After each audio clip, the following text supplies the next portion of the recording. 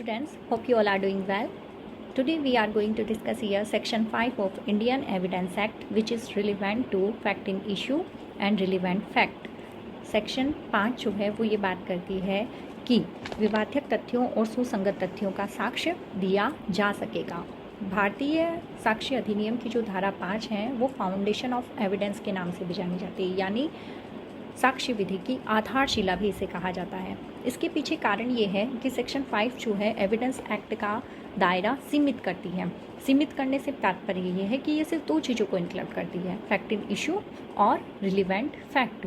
तो जब सेक्शन 5 से रिलीवेंट कोई क्वेश्चन आता है तो आप इसे 2 पोर्शन में डिवाइड करेंगे कि साक्ष्य को 2 मामलों तक सीमित किया जा सकता है, विवादित तथ्य प्रस्तुत करता हो और दूसरा रिलीवेंट फैक्ट यानी सुसंगत तथ्य को बताता हूँ। इसके बाद आप ये इंक्लूड करेंगे कि सुसंगत तथ्य यानी रिलीवेंट फैक्ट और फैक्ट इन इशू विवादित तथ्य, both terms are provided under section 3 in definition clause, यानी इन दोनों का अर्थ धारा 3 में बताया गया है। और उसके बाद हमें ये लिखना है कि इंडियन एविडेंस एक्ट जो है इसका दायरा सीमित करता है। विवादित क्या होता है तो इसे इशू कहते हैं, और इशू जब एक पक्षकार किसी बात का प्रख्यान करता है और दूसरा पक्षकार उसी बात के बारे में प्रत्याख्यान करता है, यानी एक एक्सेप्ट करता है और दूसरा उसको रिजेक्ट करता है, तब वह इशू क्रिएट करता है। तो ये जो इशू होता है कोर्ट इसी के बारे में अपने निर्णय देने होते हैं। और जब आप इसको क्रिमिनल लॉ में पढ़ते हैं तो वहाँ चार्ज लगता है, जबकि सिविल मैटर्स में इशू बनता है। तो ये उनका डिफरेंस होता है। अब हमें यहाँ ये देखना है कि सुसंगत तथ्य से जब एक तथ्य दूसरे तथ्य से इस प्रकार जुड़ा हुआ होता है कि वह उसके बारे में कोई तथ्य प्रस्तुत करता है तो वह सुसंगत यानी रिलीवेंट होता है, यानी संसक्त या जुड़ा हुआ होता है। इसी कारण से उसे सुसंगत माना जाता है, यानी एक्सेप्टेबल होता है।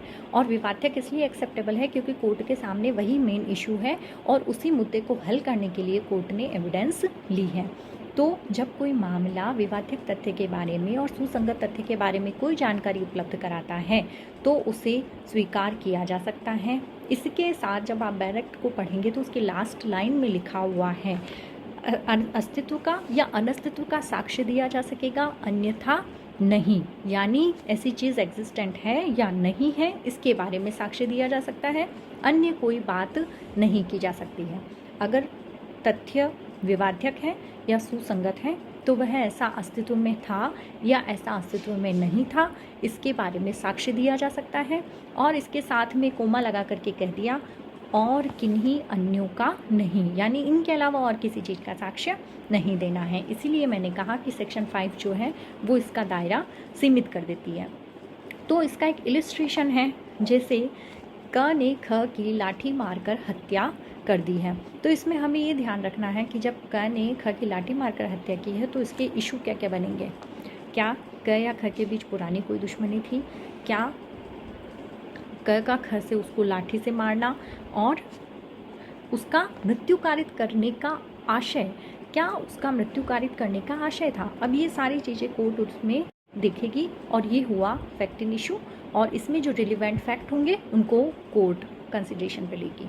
तो ये सारी चीज़ें सेक्शन 5 के अंतर्गत आती हैं। Thank you.